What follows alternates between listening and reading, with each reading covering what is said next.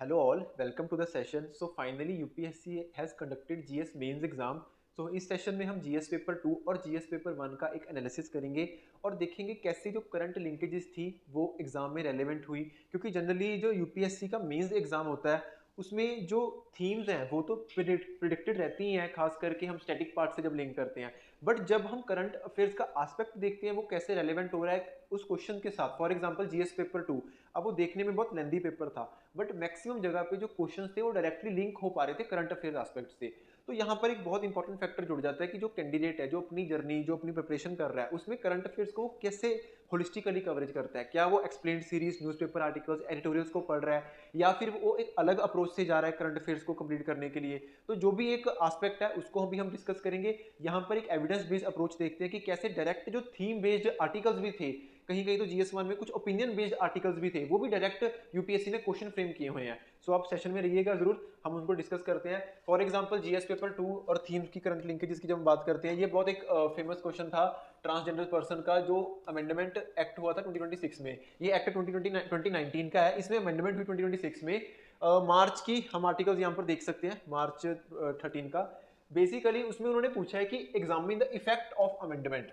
अब इंटरेस्टिंगली पहले तो अगर हमें इस आंसर को रेप्लिकेट करना, लिखना, हमें अमेंडमेंट के वो कुछ प्रोविजंस पता हो कि वो क्या थे और उसके बाद फिर उसका इफेक्ट जो वो पूछ रहा है. अब न्यूज़पेपर आर्टिकल डायरेक्टली, चाहे ये द हिंदू का है, दोनों द हिंदू के हैं, और रिपीटेड बार ये कवरेज भी हो रही थी कि गवर्नमेंट टेबल्स बिल्स, और फिर उसको देखा गया कि हाँ डार्क शेड है या नहीं है, क्या चीज़ें हैं जो इसमें इम्पैक्ट नहीं डाल रही.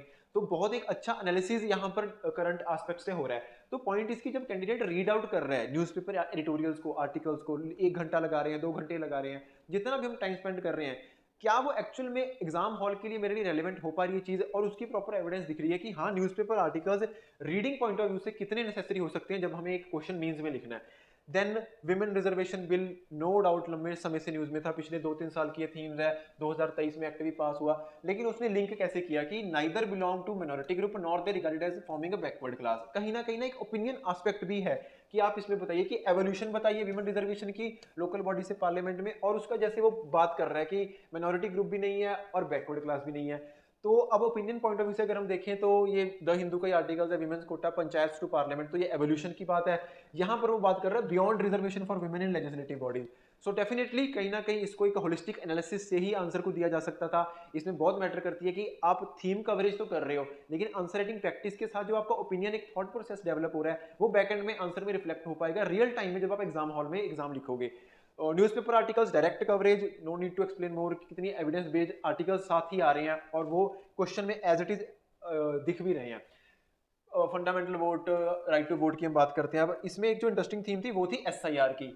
ऑल्दो इस क्वेश्चन में यूपीएससी ने एसआईआर डायरेक्टली मेंशन नहीं किया, but revision of electoral rolls को लेके इलेक्शन कमीशन ऑफ इंडिया के एस्पेक्ट से बहुत रेलेवेंट हो गया था. लास्ट ईयर भी रिप्रेजेंटेशन ऑफ पीपल्स एक्ट में भी उन्होंने क्वेश्चन पूछा था अनड्यू इन्फ्लुएंस का और करप्ट प्रैक्टिसेस का. क्यों? क्योंकि इलेक्शन ईयर होने के कारण वो न्यूज में था. इस ईयर पिछले 1-1.5 साल से, चाहे वो बंगाल, बिहार, और ये प्रिडिक्ट भी किया था हमने यहाँ पर अपने इंस्टीट्यूट पे इस क्वेश्चन को कि ये डेफिनेटली आएगा, तब इलेक्शन कमीशन की जो रेलेवेंसी है इलेक्टोरल रोल्स को लेके वो कितनी पावर है. और एक अच्छा एस्पेक्ट उसने जोड़ दिया, जो क्वेश्चन पूछा कि can it also examine question of citizenship. आप ये देखिए article, experts claim the Indian Express का, can election commission decide who is Indian citizen. अब ये आई थिंक हाँ जून 2026 का आर्टिकल है. तो मेजर 2 पेपर पढ़ते हैं हम, द हिंदू या द इंडियन एक्सप्रेस, और दोनों में चीज कवर होती है. या फिर हम पीआईबी पढ़ते हैं, पीआईबी में जो चीज कवर होगी वो डेफिनेटली न्यूज़पेपर में आती है. तो कैसे एक्सप्लेन्ड सीरीज का पार्ट यहाँ पर क्वेश्चन में बन रहा है. यहाँ पर हमें कहीं ना कहीं अपने एक वो कहते हैं कि पॉइंट ऑफ व्यू से जब चीजों को पढ़ते हैं, हम उसको अपने मेंस एग्जाम के लिए, प्रीलिम्स एग्जाम के लिए रेलेवेंट कर पा रहे हैं. हमें थीम्स पता है किस थीम्स पर क्वेश्चन आएगा, पूरा पूरा न्यूज़पेपर पढ़ना नहीं. तो ये चीजें बहुत इंपैक्ट डालती हैं जब हम अपनी प्रिपरेशन कर रहे होते हैं. द हिंदू के आर्टिकल को भी आप देख सकते हो कि election commission of India does not have unfettered powers. वही वो पूछ रहा है कि पोजीशन ऑफ इलेक्शन कमीशन क्या है. हमें बताना पड़ेगा कि क्या उसमें प्रॉपर जो पावर्स हैं, या आरपीए के अंदर कहीं ना कहीं कुछ लिमिटेशंस है. वो कह भी रहा है कि हाँ does not confirm with the provisions of RPA, कहीं ना कहीं लिमिटेशंस भी हैं पावर पर. ये भी आप देख सकते हैं. ये लगातार 2026 के आर्टिकल्स हैं जितने भी द हिंदू और इंडियन एक्सप्रेस के, डायरेक्टली वो क्वेश्चंस में रेप्लिकेट हो पा रहे हैं. ये जो था इंटरनेशनल रिलेशन एस्पेक्ट से, हम सागर पॉलिसी अक्सर पढ़ते हैं और रिसेंटली गवर्नमेंट इसको बहुत प्रमोट भी कर रही है, जो security for growth and region all है. इसमें आईपीएमडीए जो Indo Pacific partnership for maritime domain है, ऑल्दो ये 2022 की न्यूज़ है और उसके बाद कंटिन्यूसली इंडिया की मैरीटाइम डोमेन में इंडो पैसिफिक स्ट्रेटजी में काफ़ी रेलेवेंट थी. इंटरेस्टिंगली ये वाला द हिंदू का आर्टिकल जिस दिन पेपर था 22 अगस्त को, उस दिन भी न्यूज में था, उस दिन भी न्यूज में था, और उस दिन ये आर्टिकल आया हुआ है। Although minister of external affairs ने जब जॉइंट स्टेटमेंट दी थी, क्वाड समिट हुआ था, उसके बाद ये चीजें लिंक्ड हुई हैं आईपीएमडी से।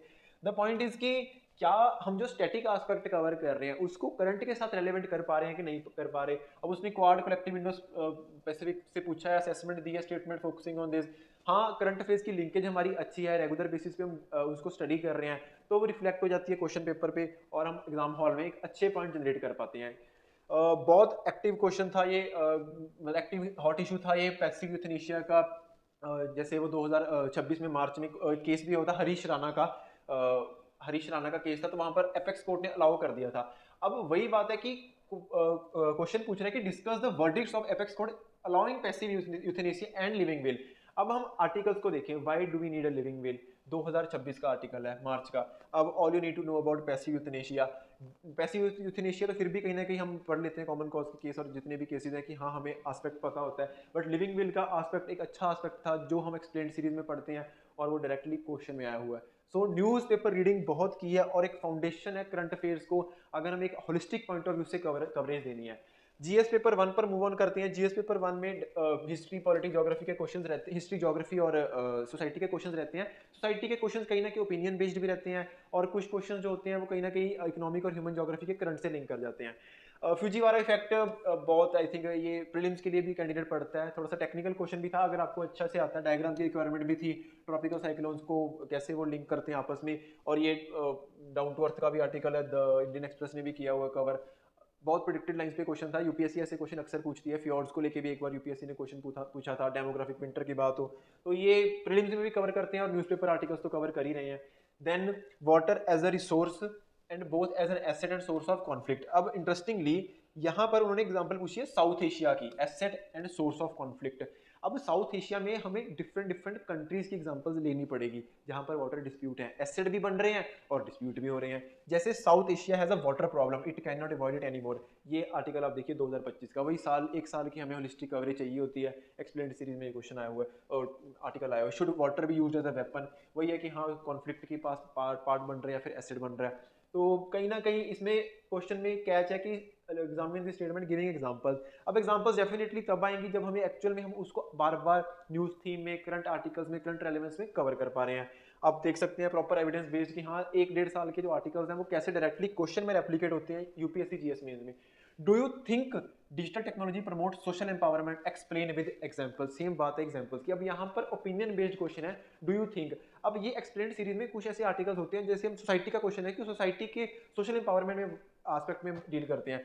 We have to use digital technology as empowered citizen not as passive subject. वही बात है कि एम्पावरमेंट में कैसे लिंक कर पा रहा है। आप ये आर्टिकल देख सकते हैं 2026 का द हिंदू का, AI for people applying technology for social good. तो उसमें वही बात आके इंक्लूसिव वर्क, इक्विटेबल ग्रोथ और सोशल जस्टिस, जितनी भी सारी चीजें हैं।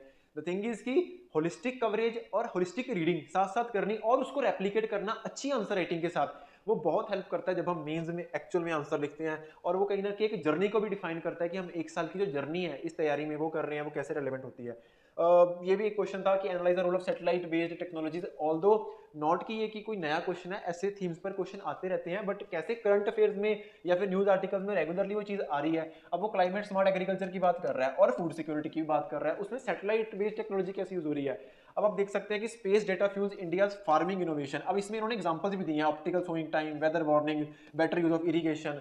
या फिर ये बेंगलुरु बेस्ड स्टार्टअप है, उसकी एग्जांपल देती है कि फार्मर्स कैसे यूज कर रहे हैं। Then government launches geo spatial decision system for agriculture. मतलब मल्टीपल होलिस्टिक कवरेज है थ्रू आउट। अगर हम एक साल से एक एस्पेक्ट से न्यूज़पेपर की रीडिंग होलिस्टिकली कर रहे हैं, हमें अच्छी एग्जांपल्स भी मिलती हैं जो फिर कहीं ना कहीं क्वेश्चन में रेप्लिकेट होती हैं। तो अच्छे से ये क्वेश्चन अटेम्प्ट हो सकता था अगर हमने इसको कवर अप किया होता। और अगर आप 2027 में पेपर देने का सोच रहे हैं या फिर आने वाले टाइम में, तो कैसे करंट अफेयर्स की लिंकेज नेसेसरी है, वो ये क्वेश्चन डिपिक्ट कर रहे हैं। Last question but not the least question, is caste is disappearing in urban India. Again opinion based question, जैसे मैं देख रहा हूँ कि कहीं ना बात आती है कि हाँ क्वेश्चंस को लेके कि for example caste is disappearing in urban India. तो क्या इसमें हम जो एग्जांपल्स देंगे वो हम अपने माइंडसेट से दें, अगर अपने माइंडसेट से देनी है वो भी कैसे फ्यूल करें हमारे जो एनालिसिस हो रहे हैं न्यूज़पेपर में एक्सप्लेन सीरीज के थ्रू, वहां पर क्या एक थॉट प्रोसेस चल रहा है, क्या निकल के आ रहा है। ये क्वेश्चन की रेलेवेंस इसलिए थी, सोशो इकोनॉमिक कास्ट सेंसस पिछले 1-1.5 साल से एक एक्टिविटी चल रही है, तो बार बार कास्ट को लेके थीम्स थी वो रिपीट हो रही थी क्वेश्चन में किसी भी फॉर्म में। वो ये 2 मेजर आर्टिकल जो रेलेवेंट लगे कि caste has moved from villages to cities and become a enduring institution, ये फ्रंटलाइन द हिंदू के आर्टिकल है यहाँ पर, आई थिंक 2026 का आर्टिकल है, हाँ ये भी 2026 के caste way on the court and caste count. So कहीं ना कहीं ओपिनियन बेस्ड या फिर ये कह लो कि हाँ जहाँ पर हम अपनी एग्जांपल्स डिडक्ट कर सकते हैं ऐसे ऐसे आर्टिकल से, वो रेलेवेंट हो पा रही है एग्जैक्ट जीएस पेपर 1 और जीएस पेपर 2 के क्वेश्चन में। इसके अलावा कई क्वेश्चन ऐसे भी थे जो डायरेक्टली करंट ओरिएंटेड नहीं थे, बट येस हम उनसे करंट एग्जाम्पल्स और उनमें एक आस्पेक्ट जोड़ सकते थे करंट का, जैसे गवर्नेंस के कुछ अच्छे क्वेश्चन थे जहाँ पर हम जो रिसेंट इनिशिएटिव चल रहे हैं उनको कैसे रेप्लीकेट कर सकते थे। ये कुछ क्वेश्चन थे जो डायरेक्टली न्यूज़पेपर आर्टिकल से रिफ्लेक्ट हुए एज अ क्वेश्चन। इनके आपको अच्छे मॉडल आंसर चाहिए, जैसे ये विमेन, वो विमेन वाला आंसर था, neither as a minority group nor as regard formal backward, इसका हमने एक अच्छा मॉडल आंसर बनाया था। यहाँ पर जो संदीप आईएएस में अच्छे मेंटर्स हैं उन्होंने प्रॉपर रिसर्च से इस आंसर्स को बनाया। आपको अगर इनकी पीडीएफ चाहिए और इनका एनालिसिस चाहिए वो आप टेलीग्राम चैनल से नीचे ले सकते हैं। अब जैसे हमने स्टार्टिंग में बात की थी कि जैसे फॉर एग्जांपल अगर हमने एक अच्छी करंट कवरेज करनी है, एक करंट एस्पेक्ट्स को पढ़ना है, तो एक कैंडिडेट के लिए क्या एक रेलेवेंट एस्पेक्ट हो सकता है कि जब वो अपनी प्रिपरेशन करे वो मेंस और प्रीलिम एस्पेक्ट से करंट अफेयर्स को लिंक कर पाए। सबसे बड़ी इंपॉर्टेंट बात रहती है वो है रीडिंग की। अगर न्यूज़पेपर की होलिस्टिक रीडिंग नहीं हो पा रही तो कहीं ना कहीं जो थॉट प्रोसेस है और जो एग्जांपल्स की हम बात करते हैं कि हाँ जनरेट कर पाएंगे, वो मिस आउट हो जाती हैं। रीडिंग बहुत नेसेसरी है, और जब हम रीड करके चाहे हम अपने शॉर्ट नोट्स बनाते हैं मेंस के लिए, चाहे हम प्रीलिम्स के लिए बनाते हैं, तो जैसे भी हम उनको शॉर्ट नोट्स बना रहे हैं उनको रिपीटेड बार आप वीकेंड पे या फिर 10 या 15 दिन बाद उनको दोबारा पढ़े। उससे क्या होगा कि आपकी एक आंसर राइटिंग साथ में हैबिट स्टार्ट होगी। ये दो चीजें किसी कैंडिडेट ने अगर कर ली अपनी पूरी प्रिपरेशन में, ये रामबाण इलाज है जीएस पेपर मेंस को, चाहे वो 1 हो 2 हो 3 हो, और जीएस पेपर 4 के लिए एग्जांपल्स हो यहाँ से डिड्यूस करने का। होलिस्टिक रीडिंग और आंसर राइटिंग हैबिट, किसी एक न्यूज़पेपर को पढ़ लो। जनरली बच्चे आजकल एक दो सोर्स ले लेते हैं, चाहे फिर वो पीआईबी का हो, क्योंकि पीआईबी में जो चीज़ आती है वो न्यूज़पेपर में आ जाती है, तो पीआईबी और न्यूज़पेपर का एक आर्टिकल, या फिर अगर आप एक अलग एस्पेक्ट से जा रहे हैं कि हाँ मैं पहले 2 घंटे न्यूज़पेपर की वीडियो एनालिसिस सुनूं, ठीक है, बजाय खुद रीड करने के, तो कहीं ना कहीं वो फिर एक हमें एक कंप्लेसेंसी की तरफ और एक लूप में भी डाल देती है कि जहां पर हम खुद एफर्ट करना कम कर देते हैं। ऑल्दो चीजें समझ आ रही होती हैं बट वो रेप्लीकेट करनी एग्जामिनेशन हॉल में वो दिक्कत देती है। तो आप ये चीज डिफाइन कर लें कि आपको एक्टिव लर्निंग का पार्ट बनना है, ना कि पैसिव लर्निंग का। एक्टिव लर्निंग में आप रीड भी करेंगे और आप राइट भी करेंगे। पैसिव लर्निंग में क्या होता है कि न्यूज वीडियो के सामने बस आंखें लगी हुई हैं, देखी जा रही हैं, और चाहे मैगजीन है उसको रीड आउट कर रहे हैं, बट वो जनरली रिफ्लेक्ट नहीं हो पा रहा। इन पेपर को कंप्लीट करने के लिए स्टेमिना लगता है, एफर्ट लगता है, और एक अच्छी कवरेज चाहिए होती है। अगर वो हमने नहीं की, हमारे आंसर अच्छे आंसर नहीं बन पाते। ऑलरेडी कैंडिडेट्स इसकी तरफ मेहनत कर रहे हैं, तो अगर हमें एक अच्छी कवरेज भी चाहिए, अच्छी एनालिसिस चाहिए, तो हमें एफर्ट लगाना पड़ेगा।